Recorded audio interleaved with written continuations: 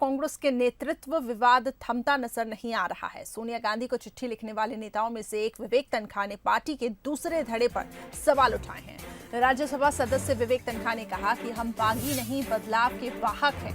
इतिहास बहादुर को जानता है, डरपोक को नहीं। तो विवेक तनखा ने ट्वीट किया और लिखा कि दोस्तों, हम बागी नहीं, बदलाव के वाहक हैं। चिट्ठी नेतृत्व को चुनौती देने के लिए नहीं लिखी गई है, बल्कि पार्टी को मजबूत करने की एक बानगी है। सार्वभौमिक सत्य है कि सर्वश्रेष्ठ बचाव जरूरी है, चाहे वो कोर्ट हो या सार्वजनिक मामले। इतिहास बहादुर को स्वीकार करता है, डरपोक को नहीं। तो राज्यसभा सांसद विवेक तनखा का ये ट्वीट आपको दिखा रहे हैं। अब क्या है पूरा मामला, इस पे भी एक बार नजर डालते हैं। राज्यसभा में नेता प्रतिपक्ष गुलाम नबी आजाद, आनंद शर्मा, कपिल सिब्बल, भूपेंद्र सिंह हुड्डा, मुकुल वासनिक, विवेक तनखा समेत 23 नेताओं ने अगस्त के पहले हफ्ते में सोनिया गांधी को एक पत्र लिखा।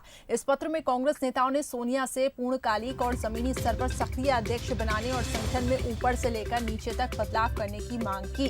लेकिन कल सीडब्ल्यूसी की बैठक हुई और इसमें ये बात निकलकर सामने आई कि सोनिया गांधी ही अंतरिम अध्यक्ष बनी रहेंगी। बंसल न्यूज है, शरद द्विवेदी जी इस वक्त हमारे साथ फोन लाइन पर जुड़ चुके हैं। शरद जी, राज्यसभा सांसद विवेक तनखा का भी हम ये ट्वीट देख रहे थे। उनका ये कहना है कि जो चिट्ठी लिखी गई है वो नेतृत्व को चुनौती देने के लिए नहीं लिखी गई है, बल्कि पार्टी को मजबूत करने के लिए एक बानगी है। लेकिन अब फैसला आ चुका है सीडब्ल्यूसी की बैठक में कि सोनिया गांधी ही अंतरिम अध्यक्ष रहेगी। कैसे आप देखते हैं इसको?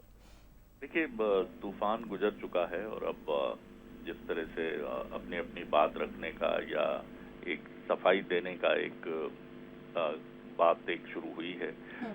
सबसे पहले कपिल सिब्बल ने ये बात रखी कि उनका कहने का मतलब क्या था, और बाद में उन्होंने वो ट्वीट भी अपना हटा लिया। उनका कहना था कि राहुल गांधी ने पर्सनली उनसे बात की और उन्होंने कहा कि उन्होंने उनकी तरफ, कपिल सिब्बल जी की तरफ कोई इशारा नहीं किया, क्योंकि कपिल सिब्बल भी उन 23 लोगों में शामिल थे जिन्होंने चिट्ठी लिखी थी सोनिया जी को और ये मांग की थी कि एक कलेक्टिव लीडरशिप हो और कांग्रेस को मजबूत करने के लिए ये निर्णय लेने की घड़ी है।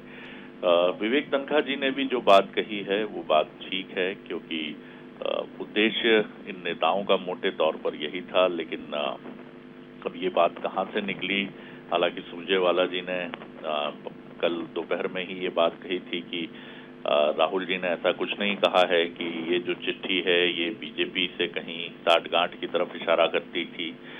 तो अब सारी चीजें अतीत का हिस्सा हो गई हैं, लेकिन जिसको कहा जाता है कि भावना को समझा जाना चाहिए, यही महत्वपूर्ण बात है। इस सीडब्ल्यूसी की बैठक में कांग्रेस नेताओं की भावनाओं के बजाय उनके मंतव्य, उनके इंटेंशन पर ही सवाल उठा दिया गया। किसने उठाया या कुछ गलतफहमी हुई, ये तो कांग्रेस के अंदरूनी बात है। लेकिन इतना जरूर है कि सीडब्ल्यूसी की बैठक का पहला दिन जिस तरह से होना चाहिए था वैसा बिल्कुल नहीं हुआ, और यही वजह थी कि बिल्कुल अनिच्छुक रही सोनिया गांधी को 1 साल के लिए फिर राजी होना पड़ा, क्योंकि स्थिति को गंभीरता को देखकर वो ये समझ रही थी कि अगर ये जिम्मेदारी नहीं संभाली गई तो कांग्रेस की नैया मझधार में हिचकोले खाने लगेगी। और ये स्थिति कांग्रेस के सभी वरिष्ठ नेता जानते हैं। लेकिन ये 1 साल का समय एक ऐसा पीरियड है कि कांग्रेस को अपनी तमाम जो उसके अंतर्विरोध हैं, जो युवा नेता और वरिष्ठ पीढ़ी के बीच में उसका द्वंद्व है, उसको उन्हें सुलझाना हर स्थिति में होगा, क्योंकि बार बार सोनिया जी सहमत नहीं हो सकती हैं। राहुल अगर अडिग हैं कि वो नहीं संभालेंगे तो वो सहमत नहीं होंगे। तो एक नतीजे पर पहुंचना कांग्रेस के लिए बहुत जरूरी है, और अगर इस नतीजे के लिए चिट्ठी लिखी जाती है तो उसको बीजेपी से साठगांठ कह दिया जाए तो ये भी उचित नहीं। बिल्कुल शरद जी, और अब ये देखना होगा कि आगे जिस तरीके से जो अंतरकलह है, जो कहीं ना कहीं ये बात निकलकर सामने आती है कि अनदेखी की जाती है, अब कांग्रेस इस पूरे मसले को कैसे सुलझाती है, ये देखने वाली बात होगी। बहुत बहुत शुक्रिया हमारे साथ जुड़ने के लिए। तो चिट्ठी लिखने वाले 23 नेताओं में से एक विवेक तनखा भी थे। उन्होंने ट्वीट करते हुए ये कहा कि हम बागी नहीं है, बदलाव के वाहक है। इतिहास बहादुर को जानता है, डरपोक को नहीं। इसलिए इस चिट्ठी को किसी बीजेपी के साठगांठ से जोड़कर नहीं देखना चाहिए। इसके साथ ही उन्होंने कहा कि पार्टी को मजबूत करने के लिए ये एक बानगी है।